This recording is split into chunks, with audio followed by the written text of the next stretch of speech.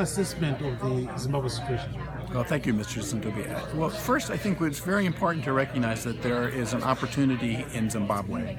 How big the opportunity is, how long it lasts, and what's realized, of course, are still to be determined. And the elections fit into that context.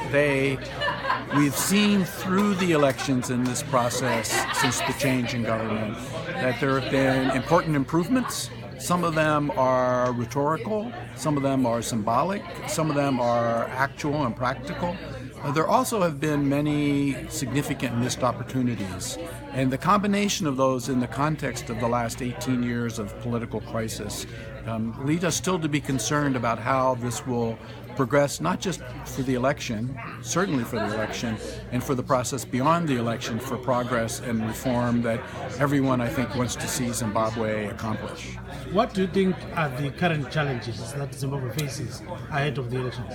Yes, well, ahead of the elections, there are several. I mean, the one thing we have to note that now there are only 46 days remaining until Election Day, and things happen so quickly in that. So in order for the candidates to be able to come forward and present themselves in a way that citizens can see that there really is a change here, there's a multiplicity and a tolerance of multiple voices and points of view, for there to be not just access to the media and the ability to organize among the candidates, but for the citizens to understand that their vote is going to be secret and respected this time with no retribution or pressure.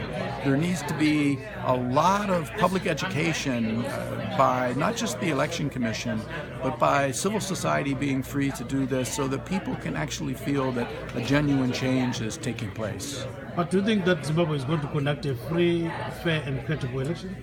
That's always an open question in every country, and certainly in a country where there has been a history since 2000 of deeply flawed and even rigged elections.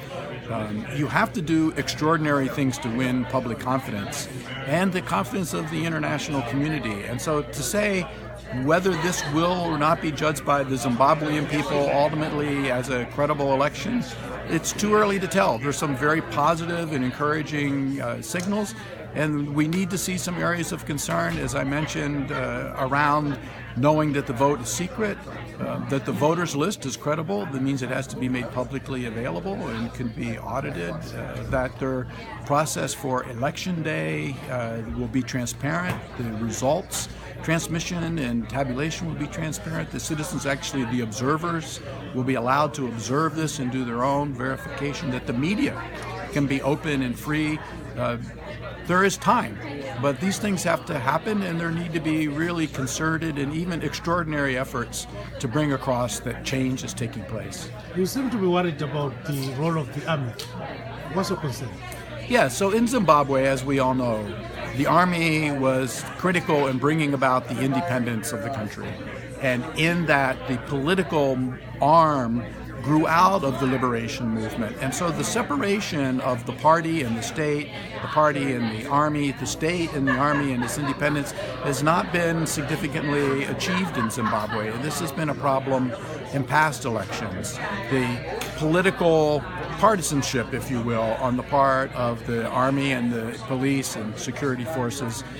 So the population naturally would feel some concern about that. The army has intervened and brought about a change, so the power still sits with the army. So the leaders need to make very clear and forceful statements that they will be politically neutral, they will accept the results, not just for the president, but respect the people's vote for the parliament, and that the army will be independent and under the control of civilian government.